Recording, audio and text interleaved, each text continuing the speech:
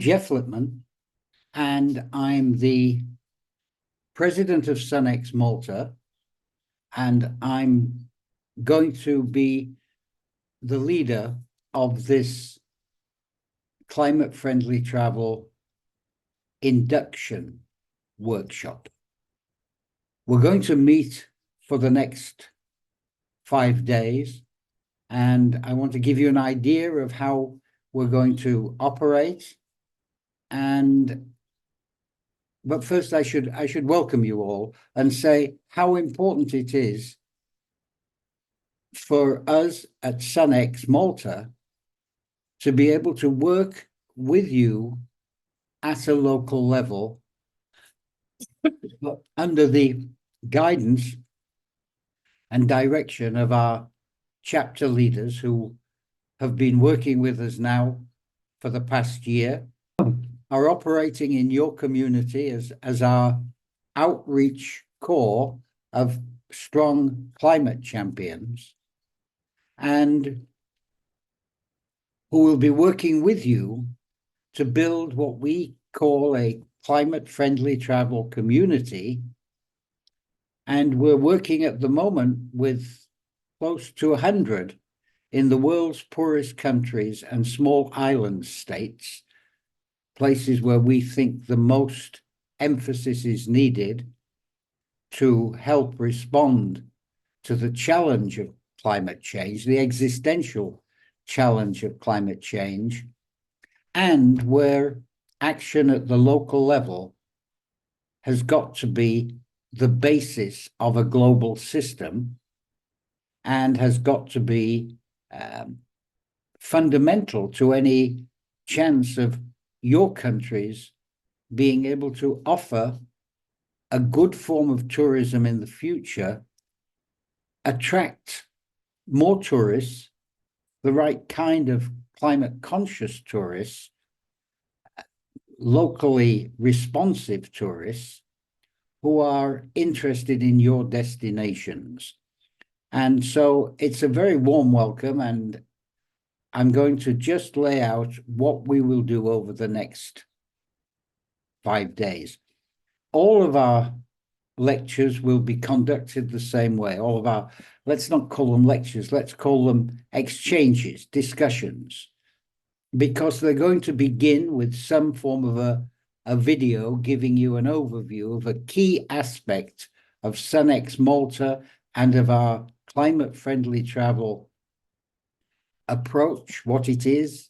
It really represents a melding of climate focus, Paris 1.5, sustainable development goal linked, the 17 UN goals which cover all aspects of life, everything, and a nature positive mindset, because in all of your destinations, the beauty of nature, the importance of wildlife, these are fundamental to your very being and to the history of your society in most cases. And we want to help you build on that to respond to these other issues in a systemic way. You can't deal with climate without being conscious of sustainable development. You can't deal with sustainable development without being conscious of nature, agriculture, wildlife, health. All these things are interrelated. And all of these are elements of our SunX Malta philosophy. And I'll just say one point about our philosophy. We are following the vision and the image of the late Maurice Strong. You'll hear about that in the lecture today. And the man who was really the architect of today's climate and sustainability response program. When you hear about achieving Paris 1.5 by 2050, it was Maurice Strong who built the structures nearly 50 years ago. He was the Secretary General of the world's first Earth Summit in 1972 in Stockholm. He then became the head of the UN Environment Programme in Nairobi, its first executive director. And again, he was the Secretary General of the Second Earth Summit in 1992, with 120 odd heads of state working with Morris to achieve what was a monumental achievement of Agenda 21, an agenda for the 21st century. And that's your century, it's our century. And we have to try to live that agenda. And when Morris had finished all of this work over 3 decades, he then got together with Mikhail Gorbachev and a whole host of other well-known names, luminaries, climate scientists, philosophers, advanced thinkers, and created something called the Earth Charter, which has 16 principles to live by. And during the course of this week, you will see that the Earth Charter is our guiding philosophy. We want to have a future for you and for your kids which embodies decency and working in a collaborative way and non-aggressive in the way that our society develops. So we will have 5 sessions. Today, you're going to get an introduction to SunX, and hopefully we'll set out the framework. Tomorrow, we'll take a look at the absolutely critical issue of the existential climate crisis. We'll explore it just a little because now you're getting every day, you're getting this on the internet, on the television, you're seeing the floods, the heat, the drought, the climate refugees, and we'll talk about climate-friendly travel. And then on day 3, you'll start with watching the recording of the 4th Strong Earth Youth Summit, which we have just concluded in Malta, from Malta, and with more than 400 registrants from around the world. Then on Thursday, we will talk about education to action, how the work that we have been developing in our climate-friendly travel diploma has been absorbed by our chapter leaders and what they will do together with you now to make an operative climate-friendly travel chapter in your country, in your destination. And they'll look at, and we'll work with you to see how we can do 2 main tasks. First, to build the chapter itself, not just to have some names on a sheet of paper, but to have a living, working chapter where you want to meet, where you're friends with the people you meet, where it's a social occasion, but where you're also making some positive contributions to society. And that's task number 1, build the chapter. We want to see at least 30 members in the chapter over the course of the next 6 to 12 months and growing thereafter. And the second major task is to identify and work with local tourism businesses to help them join our climate-friendly travel registry.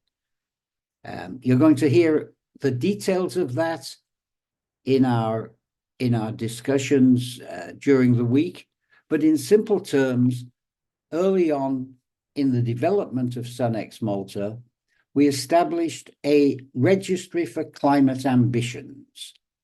It followed a little bit the workings of the Glasgow Declaration. We wanted to do something in that same spirit, but it was very much Malta focused because Malta had for many years built a registry of shipping. It's one of the world's big shipping registries now. So we want to encourage companies to think about developing a climate action plan and to sign up to the registry. It's all free of charge. It's all supported by our wonderful partners in Malta.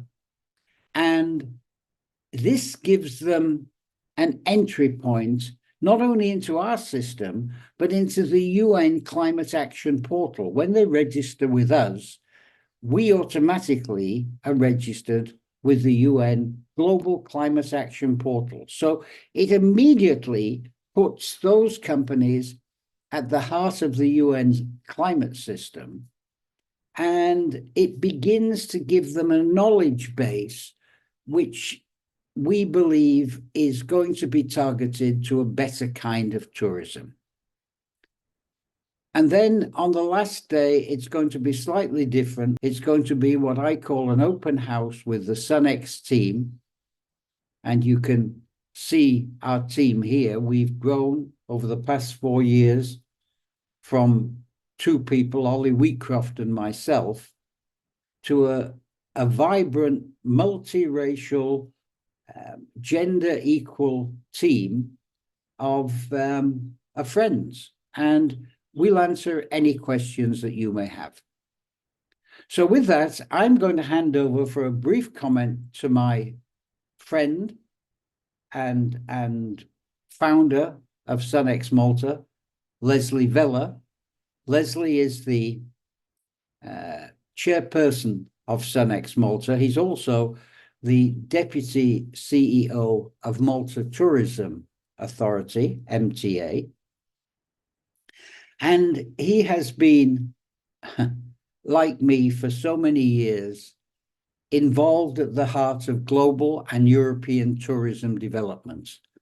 And anybody who knows Leslie will know he is one of the most interesting people you can meet. He's a true Renaissance man. He can talk equally about details of sustainable tourism, about growing markets, about all facets of tourism administration. And at the same time, he can tell you things about astronomy, things about gardening, about growing plants and trees. And he's also a good guy. If you wanted somebody to go out and have a beer with on the weekend, your first call would be Leslie Vella. So, Leslie, just to say a few words. Thank you. Malta, in spite of being a very small state within the stage of global affairs, has historically, since independence, always taken active roles in events and initiatives of a global dimension. I would like to mention the fact that Malta, way back in the 1960s, spearheaded the process which eventually led to the international law of the sea, which recognized the sea as the common heritage of mankind. And in 1987 was the first country to place climate change on the agenda of the UN General Assembly, asking the UN and convincing the UN to look at climate change as an event of global significance, which needs to be followed, monitored and studied so that we recognize as a species and as a planet its importance and its threat to the planet. So basically, besides these interests, we are also a vulnerable small island state with an exposed coastline, a huge dependence on tourism, most of which is coastal in nature. Most of our settlements are also on the coast, so sea level rise and extreme weather events as a result of climate change also pose threats to our continued well-being as a society and as an economy.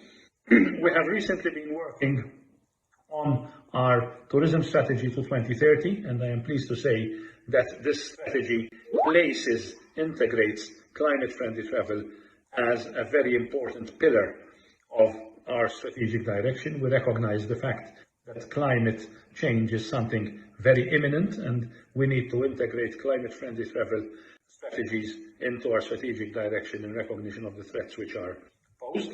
We have also taken other actions in this regard as a country and as a destination through our support of SunX and working closely with Jeffrey and his associates. And two things I would like to make particular reference to is our action that we have taken in the form of the Climate Friendly Travel Registry, in which companies and territories and organizations submit their climate friendly travel objectives and ambitions. And also we hold annual think tanks bringing together experts to come up with the latest knowledge and latest information on progress in the climate friendly travel spectrum, whilst also looking at future generations by providing education opportunities through the unique and first climate friendly travel diploma, which we at SunX Malta are holding jointly with the Institute for Tourism Studies in Malta. I augure you the best of luck, and I hope that you keep working with us in terms of this noble ideal with a view to making climate friendly travel cross the border from something that we wish to achieve into something which becomes reality and part of normal travel. Thank you very much. This was probably conceived 25 years ago at the Rio Earth Summit in 1992. I was just starting off as the president of the World Travel and Tourism Council, which is now the business leaders organization for the travel and tourism sector. I was the first employee, and we were creating a story that said travel and tourism is the biggest industry in the world. We didn't have very much to go by. We had limited statistical material, but we had the 6 biggest companies in the world who said we have to be there on the world stage. And our message at that time was tourism is great. Tourism is good for you. Tourism creates jobs. Tourism deals with poverty and the whole thing. And I had begun to see that there are some downsides as well. And that like any economic activity, there are limitations to how good growth is. So I went to the Rio Earth Summit. I had that capacity. I met the chairman of the Secretary General of the summit, Maurice Strong. Maurice Strong had been the father of sustainable development, and he had been involved for 40 years in building up this from the Club of Rome, right through the Brundtland Commission, to the creation of the United Nations Environment Programme, to this big summit, with the biggest summit that had ever been held, to ask the question, what are we doing about the planet? And I was fortunate. Maurice Strong and I hit it off. It was a 25-year friendship and mentorship. I learned from him. I think I was one of his closest confidants at the end. And SunX is a legacy to Maurice Strong. It's the Strong Universal Network. And we added the X at a certain stage because climate change is existential. And amidst all of these 17 Sustainable Development Goals, 2030, 2050 agenda, there's just one existential issue. If we don't fix climate change, your kids, my kids, our grandchildren, they're not going to be here.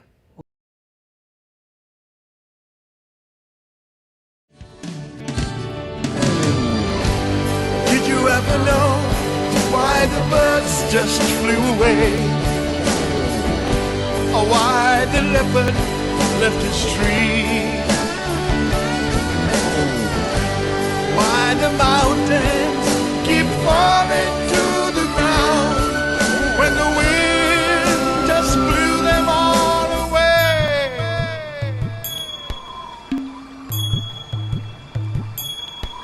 If the world with all its wonders gives us pain without the rain, have you ever stopped to wonder, could we take this climate change? Could we take this climate change?